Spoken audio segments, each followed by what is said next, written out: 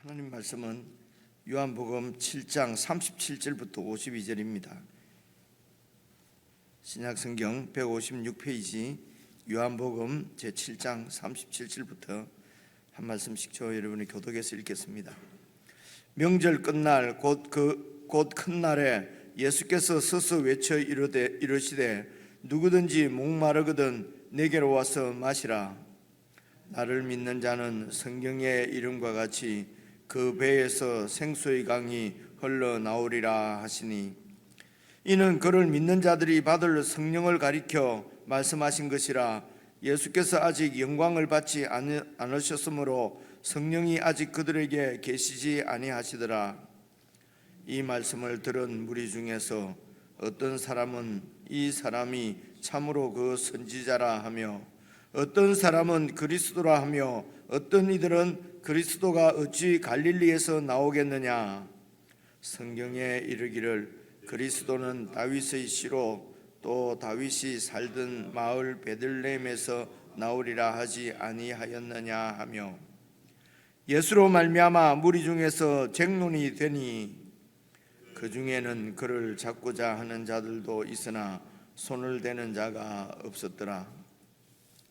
아랫 사람들이 대제사장들과 바리새인들에게로 오니 그들이 묻되 어찌하여 잡아오지 아니하였느냐. 아랫 사람들이 대답하되 그 사람이 말하는 것처럼 말한 사람은 이때까지 없었나이다 하니, 바리새인들이 대답하되 너희도 미혹되었느냐. 당국자들이나 바리새인 중에 그를 믿는 자가 있느냐. 율법을 알지 못하는 이 무리는 저주를 받은 자로다. 그 중의 한 사람 곧 전에 예수께 왔던 디고데모가 그들에게 말하되, 우리 율법은 사람의 말을 듣고 그 행한 것을 알기 전에 심판하느냐. 그들이 대답하여 이르되 너도 갈릴리에서 왔느냐. 찾아보라, 갈릴리에서는 선지자가 나지 못하느니라 하였더라. 어제 말씀 살펴본 말씀인데, 여러분 그 33절부터 이렇게 보시면은요, 예수께서 이르시되 내가 너희와 함께 조금 더 있다가 나를 보내신 이에게로 돌아가겠노라. 너희가 나를 찾아도 만나지 못할 터이요 나 있는 곳에 오지도 못하리라 하시니, 이에 유대인들이 서로 묻되 이 사람이 어디로 가기에 우리가 그를 만나지 못하리요. 헬라인 중에 흩어져 사는 자들에게로 가서 헬라인을 가르칠 터인가. 나를 찾아도 만나지 못할 터이요 나 있는 곳에 오지 못하리라 한 이 말이 무슨 말이냐 하니라. 그러니까 이런 말씀이지요. 예수님께서 이제 하늘로부터 오셔서 다시 이제 하늘로 가신다는 말씀입니다. 그런데 유대인들은 이런 영적인 사실을 전혀 알지를 못하기 때문에, 아니 이 사람이 어디로 도대체 간다는 말인가. 여기를 떠나서 헬라인 중에 흩어져 사는 그런 그 유대인들과 흩어져 사는 자들에게 가서 헬라인들을 가르치겠다는 얘기인가. 그리고 나를 찾아도 만나지 못하고 나 있는 곳에 오지도 못한다는 말이 도대체 무슨 말인가. 이제 이렇게 말씀을 했거든요. 여러분 우리가 요한복음 계속 이렇게 읽으면서 생각을 해보십시오. 그 니고데모와 예수님이 만났을 때도 예수님께서 사람이 거듭나지 않으면은 하나님 나라를 볼 수도 없다. 그렇게 이제 말씀하시니까 니고데모가 아니 내가 이렇게 늙었는데 어떻게 다시 모태에 들어갔다가 나올 수 있단 말입니까? 이렇게 전혀 이해를 하지 못하고 반문을 하지 않습니까? 그리고 그 우물가에 여인 만나서 또 예수님께서 이제 물을 달라. 그러니까 내가 누군지 알았다면 네가 나에게 물을 달라고 했을 것이다. 그리고 내가 주는 이 물은 마시면 또 가르지만은 내가 주는 물은 영원히 목마르지 않는다. 이제 그렇게 말씀을 하셨지 않습니까? 그러니까 예수님께서 하시는 말씀은 여러분 이 땅에 속한 것이 아닙니다. 땅의 것이 아니라 하늘에 속한 이야기를 지금 하는 것이거든요. 그러니까 예수님께서 우리가 이 세상을 살아가는데 무슨 살아가는데 아무런 도움이 되지 않고 죽어서나 이런 영적인 일에만 관심이 있다, 이런 뜻은 아닙니다. 우리가 예수님 말씀을 잘 살펴보지 않으면은, 그러니까 뭐 이런 얘기도 해요. 그 예수님께서 하신 말씀이, 그러니까 지금 말씀하시는 것은 영적인 말씀을 하시는데, 하늘에 속한 말씀을 하시는데 땅의 것만 생각하고 이런 물질적인 것만 생각하면은 예수님이 하신 말씀을 전혀 이해할 수 없다는 것입니다. 그렇죠? 이해하지 못하면서도 예수님을 믿는다 그러고 그렇게 살거든요. 그러니까 땅의 것만 생각하니까 예수님이 땅의 것을 채워 주신 분이라고 그렇게 주장하고 그렇게 믿는 거지요. 그래서 이 세상에서 이런 생수의 강이 흘러 넘치는 이런 풍성한 번영 부자로서 그렇게 살도록 복을 주시는 분이라는 것입니다. 그래서 전혀 고민되는 일도 없고 이렇게 이렇게 무시당하거나 이렇게 살지도 않고 떵떵거리면서 풍요롭게 부요하게 살 수 있도록 예수를 잘 믿으면은 이제 그렇게 하나님이 축복을 하신다는 것입니다. 근데 이제 예수님께서는 성경을 조금만 자세히 읽어보면은 그런 게 아닌 것 같거든요. 그래서 성경에 이렇게 되어 있지 않느냐, 예수님께서 하시는 말씀은 영적인 것이다, 이렇게 얘기하면은, 그럼 예수님은 물질적인 데 관심이 없다는 말입니까? 그 영적인 말씀도 하시지만은 물질적으로도 우리가 풍성함을 누리도록 해주시는 분이십니다. 이제 이렇게 이제 강조를 하고 이제 그렇게 합니다. 그래서 이제 이런 물질적인, 이런 육신적인 것이 채워지면은 와닿는다 그래요. 근데 성경대로 쭉 이렇게 얘기를 하면은 비현실적이다, 이렇게 와닿지 않는다, 그것은 그냥 추상적이다, 이렇게 얘기하는데, 사람들에게 진짜로 현실적인 문제는 영적인 현실이거든요.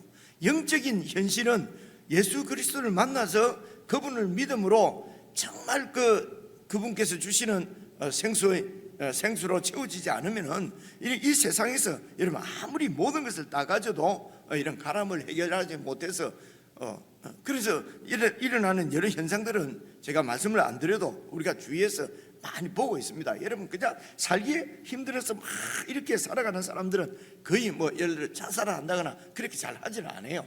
근데 다 가지고 더 이상 채울 것도 없고 올라갈 것도 없고, 그런데도 채워지지 않는 이런 영적인 그런 이 가람 때문에 그래서 그냥 목숨을 거두기도 하고 이러거든요. 그래서 지금 정말 사람들에게 현실적인 문제는 영적인 현실인 것을 조금만 생각하면은 다 알 수가 있습니다. 근데 사람들은 일부러 이런 것들을 자꾸 잊어버리고 그저 그냥 그러니까 세상에 중독되지 않으면은, 무언가에 중독되지 않으면은 이런 정말로 우리가 가지고 있는 현실적인 실제적인 문제 때문에 도저히 해결할 수 없기 때문에 그런 것들을 잊어버리기 위해서 세상 것에 그냥 중독되어서 그렇게 이제 살아가게 되는 경우도 많이 있지요. 오늘 말씀도 마찬가지입니다.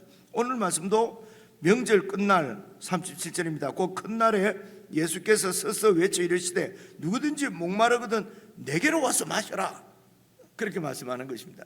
내게로 와서 마시라, 목마르든지. 그러니까 여기서 예수님께서 누구든지 목마르거든, 이 말은 정말 이런 육신적인 목이 마르거든 내게로 오라는 얘기가 아니잖아요, 그죠?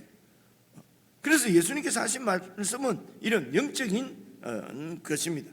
영적인 가람이 있거든 내게로 와서 마시라. 그래서 38절 나를 믿는 자는 성경에 이런 것 같이 그 배에서 생수의 강이 흘러 넘쳐 날 것이다. 그러면서 이는 그를 믿는 자들이 받을 성령을 가리켜 말씀하신 것이다. 그러니까 예수님께서 내게로 와서 누구든지 목마르거든 마셔라, 그래서 나를 믿으면 배에서 생수가 흘러나는 것처럼 그렇게 될 것이다. 그래서 이 생수가 뭐냐? 성령님이시다, 성령이시다. 지금 이렇게 아주 영적인 얘기잖아요. 이 목이 말라서 예수를 믿으면 그냥 전혀 목이 마르지 않고 이런 것이 이제 아니라는 것이죠. 그래서 여기 이제 명절은 여러분 앞뒤 좌우를 잘 살펴보시면은 이 명절은 초막절입니다. 어제 그런 말씀이 있었던가요? 초막절인데요. 그래서 초막절 명절은 여러분 잘 알고 있는 이런 성경 배경이죠. 배경을 이제 간단히 정리를 해보면요, 유대인들이 꼭 지키는 큰 명절이 세 가지가 있습니다. 유월절, 오순절, 그리고 오늘 나오는 이제 초막절, 이렇게 이런 3대 절기라고 합니다. 그래서 이런 절기는 그 당시 농경 사회에 있어서는요, 다 그 추수하고 관련이 있습니다. 유월절은 여러분 아시는 대로 그 이제 어린 양의 피로 애굽에서 구원받아서 탈출한 해방된 그 사건을 기념하는 것이고요. 오순절은 이제 50일, 유월절로부터 50일 후에 그 이제 모세가 시내산에 이 이스라엘 백성들이 도착하게 됩니다. 그래 거기서 율법을 받은 날을 이제 기념하는 것이라고 그래요. 그리고 이제 초막절은 그렇게 이제 율법을 받고 그 다음에 계속 광야 생활을 38년, 40년을 광야 생활을 하게 되지 않습니까? 그리고 광야 생활이 끝나고 이제 그 가나안 땅에 들어가게 되는데요. 그래서 이제 그 가나안 땅에 들어가면은 이제 안식이라고, 가나안 땅을 이제 안식으로 그렇게 성경은 표현합니다. 안식에 이제 들어가기 위해서 이제 이렇게 가는 그 길이 이제 광야길 40년이지요.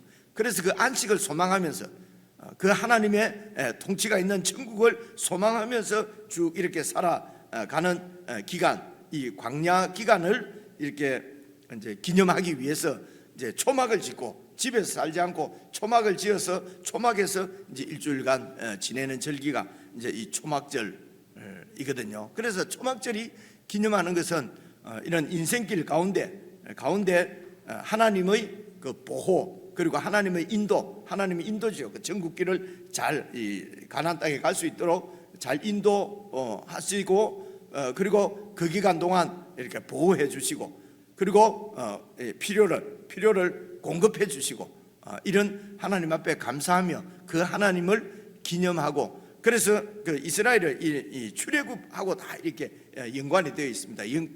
영적으로는요.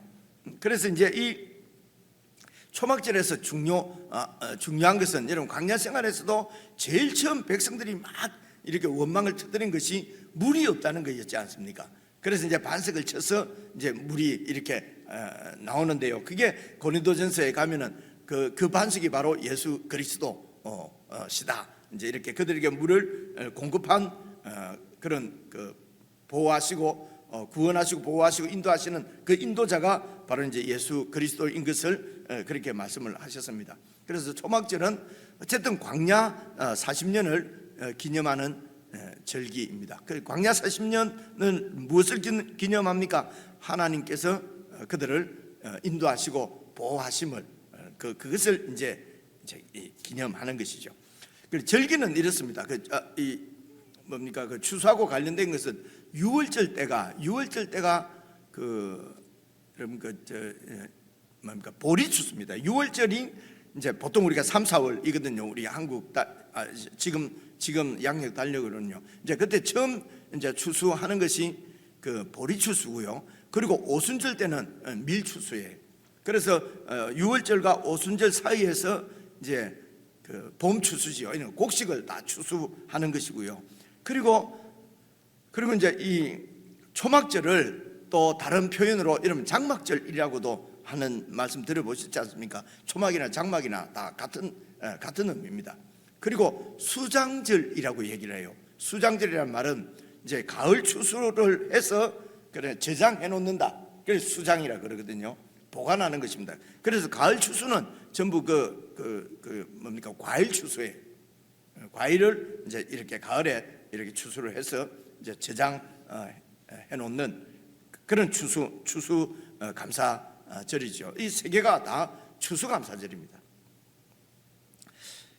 그래서 이제 특별히 이제 보통 절기가 여러분 그 일주일 이렇게 그 유월절 마치고 나면 무교절이라고 지키거든요. 무교절이나 이렇게 그 오순절이나 이런 초막절이나 다 보통 일주일간 이렇게 지키고, 그 8일째는 이제 이렇게 성회로 모여라. 보통 이렇게 출애굽기나 민수기 다 읽어보면 그렇게 나와 있거든요. 그러니까 8일째는 이제 그 절기가 마치고 나면은 마지막 날 8일째는 이제 크게 성회, 그러니까 지금으로 치면은 이제 큰 예배로 그렇게 이제 아마 이 명절을 마무리하고 이제 그랬던 것 같습니다. 그래서 37절에 보시면요, 명절 끝날 그 큰 날에 예수께서 서서 외쳐 이르시되 누구든지 목마르거든 내게로 와서 마시라, 이제 이렇게 말씀을 하셨지 않습니까? 그래 마지막 날 큰 행사 중에 하나가 이제 이런 행사가 그 당시에 있었다고 합니다. 실로암 물가라고 하는 거 이름 들어보셨잖아요, 그죠? 실로암 물가에 있는 거기에서 물을 떠서 이제 이 제사장들이 물을 떠서 와서 그 성전 안에 제단 서쪽 편에 거기 이제 거기다가 이렇게 물을 붓는다고 그래요. 그래서 이제 그 뭐 물 항아리들을 채우고 이러는데, 이제 이 의식은 이제 그 하나님께서, 그래서 여러분 가을 추수가 끝나고 나면은 이제 그때에 이제 파종을 하고, 그 지금 우리로 치면 겨울인데요, 그렇게 돼서 이제 그 3월 달에 추수를 하게 되는 것이거든요. 그래 이 겨울, 지금 우리로 치면 겨울 이때가 우기입니다. 우기. 이때 이제 비가 와서 곡식이 이제 이렇게 그 자라고 그렇게 해서 봄에 3월 달에 추수를 하는 것이거든요. 그래서 이제 거기 이제 그 당시 지형이나 이런 기후가 이제 이때에 비가 오지 않으면은 이제 그날 이 이제 풍년이 안 오는 거죠. 그죠? 곡식이 추수가 잘 안 되는 거지요. 그래서 이제 물을 이렇게 성전에 붓고 하는 이런 행사는 이제 그러니까 이번 이제 우기 때도 비를 충분히 내려 주셔서 곡식이 잘 되게 해달라고 하는 이 표현이 좀 어떨지 모르겠습니다. 여러분 여기에 우리 신앙도 마찬가지입니다. 하나님이 딱 빠지고 나면은 이 성전 실로암 물을 길어와서 성전에 붓는 이런 의식은요, 우리가 쉽게 이해하는 말로는 기우제입니다. 기우제. 그죠? 그래서 이게 하나님이 빠져버리면은 물 떠와서 그렇게 성전에다가 붓고 하는 것이 그냥 신이요, 우리에게 비를 많이 내려주세요. 그래서 곡식이 잘 되게 해주세요. 그래서 이런 풍요를 누리게 해주십시오. 그것을 빌면서, 기대하면서 빌면서 그렇게 하는 의식이거든요. 그러니까 그런 의식의 광경을 이제 보고 예수님께서 말씀하시기를 누구든지 목마르면 내게로 와서 마시라고 그렇게 말씀을 하시는 것이죠. 그래서 여러분 오늘도 이렇게 본질이 이렇게 약해지고 빠지면은 이런 외형적인 의식을 아주 크게 행하는 것을 볼 수가 있습니다. 그래서 지금 이런 그 물을 길어와서 거기다가 붓고 뭐 성전에 붓고 하는 이런 행사를 종교적인 의식을 아무리 행해도 그들의 진정한 그 갈증을 해소하는 것은 될 수가 이제 없다는 것이죠. 그렇죠? 그래서 오늘 우리들도 이런 정말 그리스도와의 만남, 예수님을 만남으로 갈증을 해결하고 정말 믿음으로 영적인 풍요를 누리지 못하면, 이런 본질적인 것이 약해지면은요, 자꾸 교회도 뭐 이렇게 뭐 여러 가지로 그 의식이 많아지고 이제 그렇게 되는 것입니다. 그래서 장엄하게 성당에 탁 들어가면은 말이지 뭔가 오는데 교회는 말이지 너무 무슨 이제 이런 얘기들 듣고요. 그래서 이제 본질이 약해지는 시대가 되면은요, 겉을 거창하게 이렇게 꾸민다는 말이죠. 그죠? 성가대도 만들고 또 뭐도 만들고, 그죠? 그렇게 해도 안 되면은 그냥 가운도 입고 가운도 그냥 일반 가운 입어가지고 뭐가 안 되면은 그죠? 목사들이 무슨 박사도 아닌데 이 줄을 갖다가 많이 그으면 더 큰 목사가 되는 건지, 그리고 쫄따구 목사가 이런 걸 많이 그리고 나오면 욕 먹고 일합니다. 그래서 처음 하면은 그냥 아무것도 없이 하고 담임 목사님 때문에 몇 줄 달고 이게 계급장입니까, 그죠? 그렇게 해서 뭔가 이렇게 의식을 찬란하게 그렇게 어떻게 물을 잘 부을 것인가, 그렇게 해서 몇 줄로 어떻게 여러 가지 규정도 생기게 되는 것이고요. 근데 그냥 예수님만 만나면은 그것으로 모든 것이 끝나는 것이죠. 그죠? 그리고 우리의 신앙도 잘 살펴서 정말 이런 본질적인 이런 그리스도를 만남으로 영적인 가람을 해결하고 있는지, 아니면 그것이 아니기 때문에 자꾸 무언가 이런 그 의식을 만들어서 의식을 집행하기를 원하고, 그래서 그런 의식이 없으면 마음에 도저히 이게 해결이 안 되니까 그냥 성당이나 가볼까, 차라리 막 절이 안 낫겠나, 절은 그래도 뭐 두드리는 것도 있잖아요, 그죠? 근데 교회 오면 아무것도 없고 그냥 목소리도 별로 안 좋은, 이제 앞은 좋은 사람이 있습니다만 별로 안 좋은 사람 뭐 새소리나 듣고, 그죠? 가야 되고, 참 이제 이런 문제들이 이제 생기는 것입니다. 그래서 여러분 39절 가로 안에 보면은요, 예수께서 아직 영광을 받지 아니하셨으므로 성령이 아직 그들에게 계시지 아니하시더라. 그래서 제자들에게 성령이 역사하지 않으시면은 제자들이 이렇게 예수님을 따르거나 뭐 이렇게 할 수도 없는 것이요, 그죠? 그래서 성령이 계시지 않았다는 말은 전혀 성령이 막 그냥 안 계시다가, 그래서 예수님께서 영광을 받는다는 말씀은 이제 죽으시고 부활하셔서 큰 왕이 되시는, 성천하셔서 왕이 되시는 이것을 이제 영광을 성천하시는 것을 영광이라고 그러거든요. 그래서 예수님께서 그 영광을 받으시기 위해서 십자가를 지시는 것입니다. 십자가에서 죽으셔야만 예수 그리스도의 참 영광 가운데로 이렇게 들어가시게 되는 것이죠. 그래서 그렇게 아직 죽으시지 않으셨기 때문에 성령이 이 세상에 안 계신다, 이런 뜻이 아닙니다. 이런 뜻이 아니고, 예수님께서 이렇게 십자가에 죽으시기 전과 그리고 죽으신 후에 왕이 되신, 완전히 그 지위가 다르죠, 그죠? 그래서 왕이 되시고 나서 여러 표현이 있습니다. 예수님께서 뒤에 가면은요, 내가 이제 아버지께로 가서 다른 보혜사를 너희에게 보내겠다, 혹은 이렇게 해서 예수님께서 영광을 받으신 후에 이제 성령님을 우리에게로 세상에 보내시겠다고 하는 말씀이 여러 군데 나와요. 그래서 예수님께서 영광을 받으신 후에 성령을 보내시는데, 그때 성령은 이런 그 신자 개개인 가운데 다 오셔서, 우리가 잘 아시는 여러분 아시는 대로 성령께서 우리에게 오셔서 우리를 인도하시는, 그래서 이제 하시는 역할이라고 그럴까요? 지위라고 그럴까요? 이런 것이 예수님이 십자가를 지시기 전과 후가 완전히 다르다고 하는 것을 우리가 볼 수가 있습니다. 이때는 그러니까 소위 구약시대 때 성령님은 어떤 미션, 어떤 일을 위해서 이렇게 예를 들어 뭐 다윗에게 이렇게 그 기름을 부어서 또 왕으로 세우시고, 여러 선지자들에게 성령이 임하시고 하는 것은 어떤 사역이나 어떤 뜻을 위해서 성령께서 이제 이 포인트로 이렇게 역사하시는 것이고요. 예수님께서 죽으시고 부활하셔서 왕이 되신 후에는 예수님께서 성령을 믿는 자들에게 다 보내주셔서, 그래서 아직 이 말씀은 아직 영광을 받지 아니하셨으므로 성령이 아직 그들에게 계시지 아니하시더라, 이제 이런 말씀입니다. 40절입니다. 이 예수님 말씀을 들은 무리 중에서 어떤 사람은 이 사람이 참으로 그 선지자다. 여러분 잘 아시는 대로 이 그 선지자는 신명기 18장에 나오는 말씀이지요. 그러니까 모세를 두고 이렇게 하는 말씀이고요.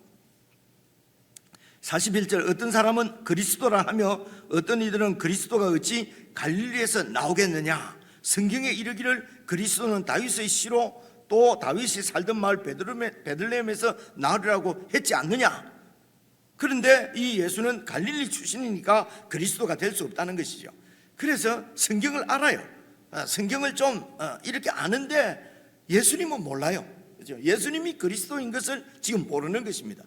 그래서 예수님을 모르면은 사실은 성경을 아는 것이 아니지요. 그래서 이들이 예수님을 거부하게 된 이유 중에 또 하나가 성경을 우리 여기 말로 뭐라고 그럽니까? 아는 것. 뭐 하는 사람, 선무당이 뭐 사람 잡는다 이런 얘기도 있잖아요, 그죠? 그러니까 성경을 알기는 아는데 정확하게 잘 모르면서도 아는 것처럼 착각하는 이런 성경 지식들이 예수님을 정말 믿는 믿음을 방해하는 경우가 많이 있습니다. 정말 성령님의 도우심을 구해서 성경을 잘 깊이 잘 이렇게 이해하지 않으면은 조금 아는 것 가지고 그냥 정말 그 본질적인 이런 그 신앙의 그런 본질을 놓쳐버릴 수가 있다는 것입니다. 44절입니다. 그 중에는 예수님을 찾고자 하는 자들도 있으나 손을 대는 자가 없었더라. 그래서 예수님은 하늘에 속한 자입니다. 그리고 그 가르치시는 말씀도 하늘에 속한 진리예요. 그리고 그분이 살아가는 시간표도 하나님의 뜻 가운데 그 시간표에 의해서 살아간다는 것입니다. 이 일을 위해서 그분께서 우리를 구원하시고 성령님을 주시고, 그래서 우리도 이런 사람 뜻대로가 아니라 뭐 이 세상 이런 그 살아가는 논리나 그런 살아가는 법으로 사는 것이 아니라 하늘에 속한 자로 하나님의 뜻대로 그렇게 하나님의 시간표에 맞추어서 예수님 그 하나님의 말씀대로 살아가는 이게 정말로 그 여러분 영적으로는 실제적인 거지요. 그죠? 실제적인 이런 영적인 삶을 이 땅에서도 살도록 살아갈 수 있도록 우리를 구원하셨고, 그리고 생수의 근원이 되시는 그분을 계속해서 의지하고 신뢰하고 믿으면은 여러분 풍성한 영적인 풍요를 누릴 수가 있는 것입니다. 그래서 마음이 가라고 뭔가 답답하고 이러면은요 자꾸 원인을 밖에서 찾으시면 안 돼요. 원인을 밖에서 찾으시면요 원망만 생깁니다. 결국은 믿음에서 떨어집니다. 문제가 생기면 이것은 내가 지금 예수님을 그렇게 성경의 대로 믿지 못하는 결과예요. 그렇죠? 자꾸 이런 하늘에 속한 것이 아니라 육적인 필요, 이런 세상 것만 자꾸 땅의 것만 생각하기 때문에 말씀을 깨달지도 못하고 예수님을 만나지도 못하고, 여러분 그러면 믿지도 못하는 겁니다. 믿지 않는데도 자꾸 믿는다고 착각을 하는 거죠. 얄팍한 그런 성경 지식 때문에. 그렇죠? 이렇게 되는 경우가 이게 현실적인 문제입니다. 이게 정말 실제적인 문제거든요. 이런 문제들을 여러분 잘 해결할 수 있도록. 그 다음 봐보십시오. 45절 보시면요, 아랫 사람들이 대제사장들과 바리새인들로 오니 대제사장들과 바리새인들이 묻습니다. 어찌해서 예수를 잡아오지 않았느냐? 그러니까 아랫 사람들이 대답하되 그 사람이 말하는 것처럼 말한 사람을 이때까지 본 적이 없습니다. 도저히 잡아올 수가 없었습니다. 무슨 근거로 잡아옵니까? 그처럼 하나님의 말씀을 권위 있게 전하는 사람은 없었습니다. 그죠? 이제 이 하석들은 예수님을 만난 것입니다. 예수님께로 간 것입니다. 잡으러 간 거지만은요. 근데 이 대제사장과 바리새인들은 예수님을 알아보려고 하지도 않습니다. 단순히 그냥 간단합니다. 내 권위에 도전하고 내 기득권을 허물어뜨리려고 하는 저 원수를, 그래서 내 중심적으로 내한테 맞지 않으면 막 그냥 원수가 되는 것입니다. 믿음도 없는 사람이 되어버리고요, 그리고 악한 사람이 되어버리고 나쁜 사람이 되어버리고요, 그렇게 된단 말입니다. 그러니까 이제 47절 바리새인들이 이렇게 대답합니다. 너희도 미혹되었느냐? 잘 봐라, 당국자들이나 바리새인 중에 출세한 사람들 중에 그 예수를 믿는 자가 있느냐? 없다는 것입니다. 그래서 너희들은 율법을 알지 못하는 이 무리는 저주를 받은 자다. 이렇게 그 아래 사람들은 이렇게 판단하고 이렇게 저주합니다. 50절입니다. 그 중에 한 사람 곧 전에 예수께 왔던 니고데모가 그들에게 말하되 우리 율법은 사람의 말함을 듣고 그 행한 것을 알기 전에 심판하느냐? 율법은 이제 이렇게 다 양쪽 말을 다 들어보고 증인들을, 그래서 증인이 두세 사람 없으면은 판단 안 하고 이제 그런 율법이 있거든요. 그래서 율법은 그렇게 되어 있는데 왜 말도 들어보지 않고 알아보지도 않고 이렇게 지금 심판을 하고 있느냐? 항의한 것이죠. 52절입니다. 그러니까 그들이 대답하여 이르되 너도 갈릴리 출신이냐? 갈릴리 출신, 그들이 이 니고데모 출신을 몰랐을가 아니라 비아냥되는 거죠. 그죠? 너도 갈릴리 출신이냐? 갈릴리에서는 선지자가 나지 못하느니라. 이유가 뭡니까? 성경에 보니까. 그래서 성경을 잘못 알고 있는 것이죠. 그래서 성경을 통해서 그리스도를 우리가 정말 더 가까이 깊이 깨닫고 그 예수님과 동행하는 성경 지식이 아니면은 그것은 사실은 그 도리어 믿음을 방해하는 그런 지식이 될 수도 있습니다. 개인적으로 묵상하시겠습니다.